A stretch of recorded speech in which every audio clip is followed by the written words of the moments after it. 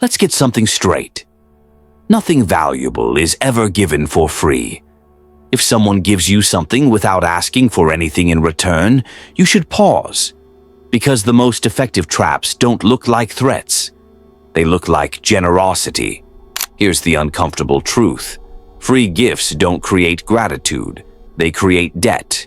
And debt is leverage. Most people think obligation begins when someone asks for something. That's wrong. Obligation begins the moment you accept. Let me show you how this works. Someone does you a small favor, buys you a coffee, introduces you to someone useful, gives you advice you didn't ask for. Nothing dramatic. But inside you, something shifts. A quiet discomfort, a subtle pressure, a sense that you now owe them something. You don't say it out loud. You may not even notice it consciously. But your nervous system does, because the human brain hates imbalance. When someone gives and you receive, your mind immediately looks for a way to restore equilibrium. Until it does, you're not free. That's the trap. Now watch how this plays out in the real world. A colleague helps you just this once, stays late, covers for you, solves a problem that wasn't theirs. Later, they ask for a favor. You hesitate, but saying no feels wrong. After all, they helped you. So you say yes, even when it costs you time, reputation, or leverage. That wasn't kindness. That was positioning. Now look at sales and marketing. Free samples, free trials, free consultations, free audits. You think they're letting you evaluate. What they're really doing is placing a psychological hook. Because once you accept something, walking away feels rude. And most people would rather lose money than feel ungrateful. That's why free converts better than cheap. Cheap invites comparison. Free invites obligation. Now take this into relationships. Early generosity is one of the most dangerous signals if you don't understand psychology. Attention given too quickly. Gifts without context. Sacrifices you didn't ask for. At first, it feels flattering. Later, it becomes a weapon. Because when disrespect appears, you hesitate to react. You remember the gifts, the effort, the good things they did early on. You tell yourself, they've done so much for me. And just like that, past generosity becomes a shield against present behavior.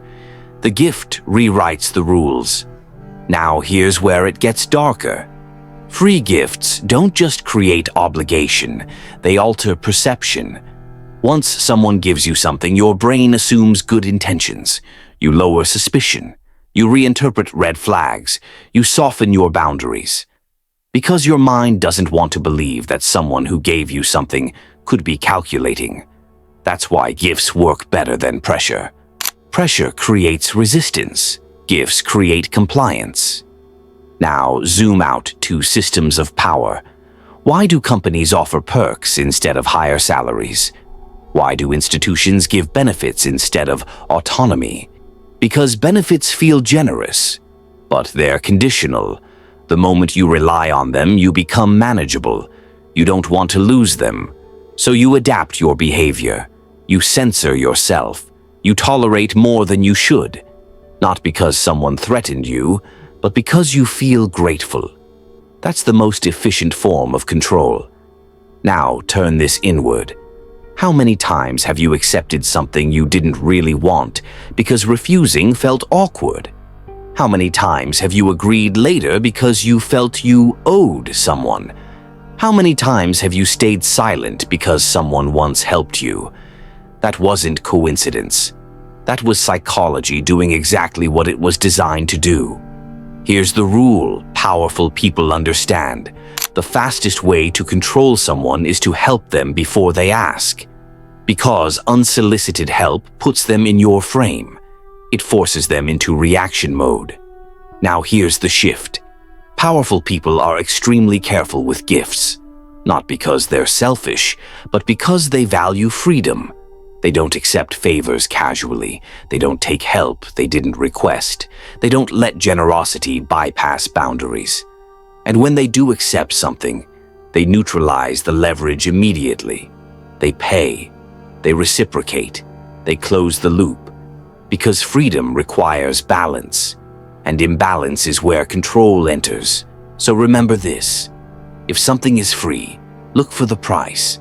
It may not be money, it may be time, compliance, silence, loyalty, and once you've paid it, the trap has already done its job. Stay sharp.